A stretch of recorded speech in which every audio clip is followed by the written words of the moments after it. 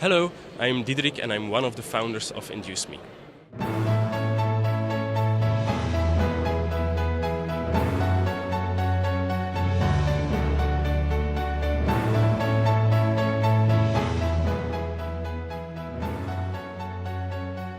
We have done some research on the skills that enable innovation, right?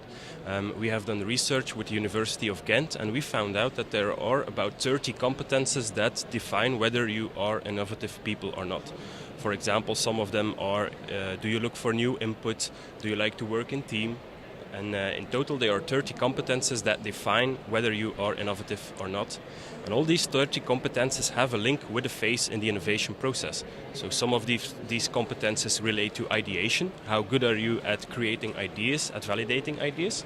Second step is how good are you at championing ideas, which means how good are you at promoting ideas? Are you typically somebody that's at the coffee machine talking about your idea, for example? And then the last aspect, which is often forgotten, is the implementation. How good are you at taking an idea and making it a reality? And we see in general that companies focus a lot about the first thing, the ideation aspect of innovation, and that they don't talk about championing an idea and implementation of the idea.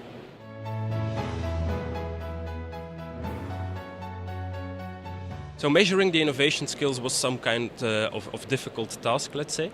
So we've done research on which kind of tool can we build to measure this.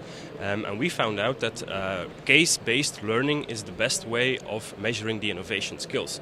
So we interviewed more than 50 innovation experts in companies like Unilever, or Pfizer, or Heineken, or AXA Banking, for example. And we actually tried to figure out why are these innovation experts so good at innovation and how are they related to the innovation competences that I talked earlier about.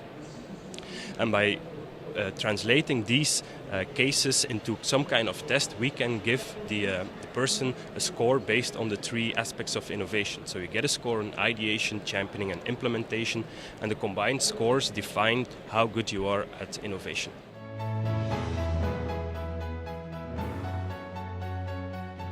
We believe that HR should have a strategic impact on innovation.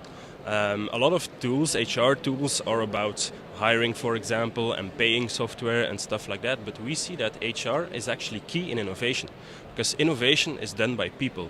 It are the people that come up with ideas, it are the people that promote ideas, and it are the people that make it really happen, right? And we believe that it's also a responsibility of HR to push the peoples towards innovation.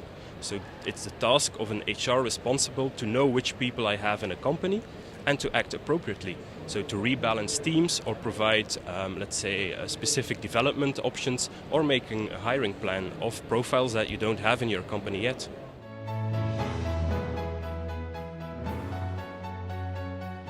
I would say don't neglect the phases after ideation.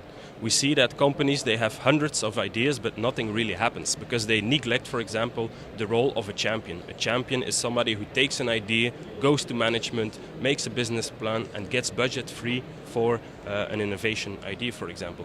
And as long as companies only focus on the ideation part, where we all come together in a room, we do a brainstorm, we use a lot of post-its and nothing happens, as long as we stay in that phase, nothing will ever happen.